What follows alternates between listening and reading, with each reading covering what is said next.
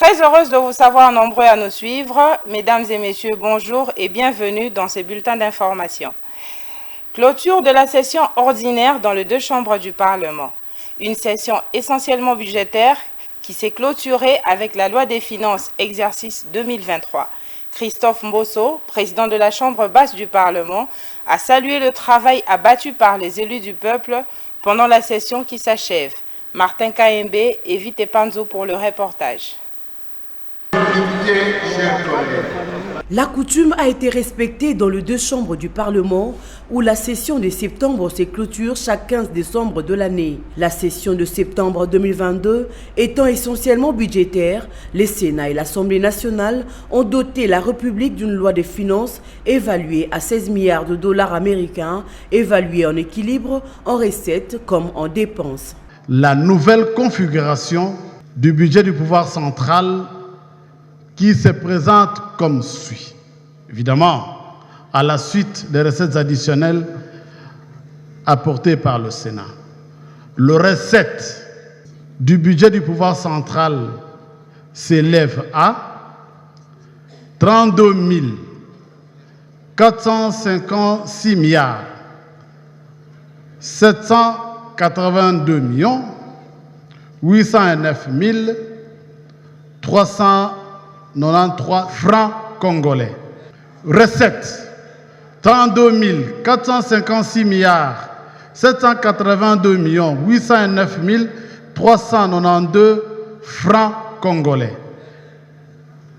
Les dépenses 32 456 milliards 782 millions 809 392 francs congolais, soit en dollars 16 milliards 52 millions 273 410 dollars.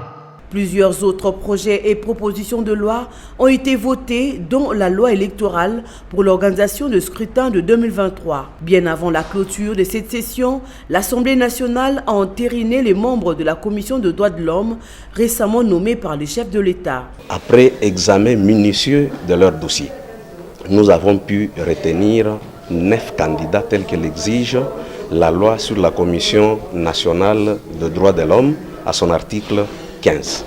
Toutes les composantes sont passées, comme je l'ai dit, chacune des composantes a droit à un poste, exception faite à la composante confession religieuse qui, elle, a 2. Et donc, je vais dire toutes les composantes se sont retrouvées. La prochaine session, c'est pour le mois de mars prochain. Examen et adoption. Les dégâts causés par les pluies diluviennes à Kinshasa la nuit du 13 décembre dernier étaient au centre des entretiens entre le président de l'Assemblée nationale, Christophe Mbosso, et les élus de Kinshasa. Dans leur déclaration, le porte-parole des députés de Kinshasa a fustigé le comportement du gouverneur de la ville de Kinshasa et un certain nombre de ministres du gouvernement central qui refusent d'avoir une oreille attentive sur le drame qu'a connu la population quinoise. Les détails avec Martin Kaembe. Le président de l'Assemblée nationale, Christophe Mbosso, a fait le tour d'horizon de la situation des dégâts de la dernière pluie diluvienne avec les élus de Kinshasa. Cette séance de travail qui intervient avant la clôture de la session de septembre avait pour objectif d'évaluer la situation des sinistres qui connaît la capitale de la République démocratique du Congo, fief électoral des élus de Kinshasa. Kinshasa est frappé de plein fouet par les dégâts causés par les pluies diluviennes qui se sont abattues depuis quelques jours sur la ville. Et il y a eu beaucoup de dégâts, il y a eu perte en vies humaines et des dégâts matériels considérables. Alors, le président de l'Assemblée nationale étant le chef de notre institution, avait voulu nous réunir pour qu'on échange au sujet justement des dispositions qui ont été prises pour l'enterrement des victimes, le suivi des victimes qui sont encore hospitalisées et envisager et réfléchir avec nous sur ce qui devrait être entrepris pour que ces genres de dégâts ne puissent plus se répéter. Nos sincères condoléances aux familles éprouvées. Et nous savons que c'est pénible de perdre un être cher, surtout dans ces conditions. Nous disons à la population quinoise d'être calme et que nous allons devoir travailler avec les autorités concernées pour que ce genre de drames ne puissent plus se répéter. Il faut noter que les députés nationaux élus de Kinshasa ont exprimé leur mécontentement par rapport à l'attitude du gouverneur de la ville et d'autres ministres du gouvernement central qui refusent de recevoir les députés nationaux. Et enfin, la Commission électorale nationale indépendante a démarré la formation au niveau 4 de la cascade de formation du personnel dans la première ère opérationnelle qui est composée de 10 provinces. À Kinshasa, c'est Denis Kadima, président de la CENI, qui a procédé au lancement de la formation à l'Institut de Mokengeli de Lemba. Reportage de Martin Kaembe.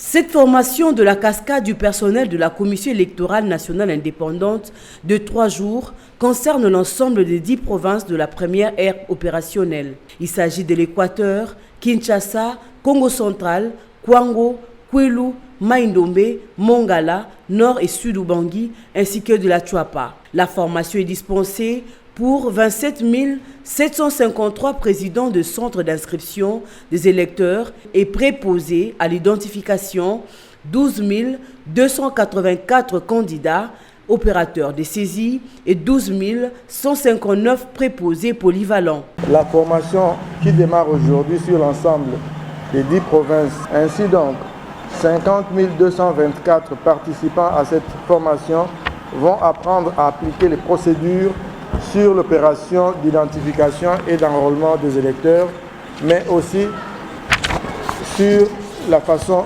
d'utiliser le kit d'enrôlement, les panneaux solaires et le matériel de transmission. Vous êtes impérativement appelés à maîtriser ces aspects de la formation qui donnent un sens à l'opération d'identification et d'enrôlement des électeurs qui va durer 9 jours à partir du 24 décembre prochain dans l'ère opérationnelle 1. Chacun de vous a donc l'obligation de comprendre clairement les innovations introduites dans cette opération, telles que la capture de l'iris et encore la prise en charge de l'application de pré-enregistrement des électeurs. Ces innovations vont améliorer des aspects de cette opération capitale pour la tenue effective des scrutins prévus le 20 décembre 2023. Le centre d'inscription doit fonctionner sans interruption de 7h à 17h. Vous êtes tous appelés à respecter le serment que vous allez prêter à la fin de votre formation. Ce serment va engager votre responsabilité.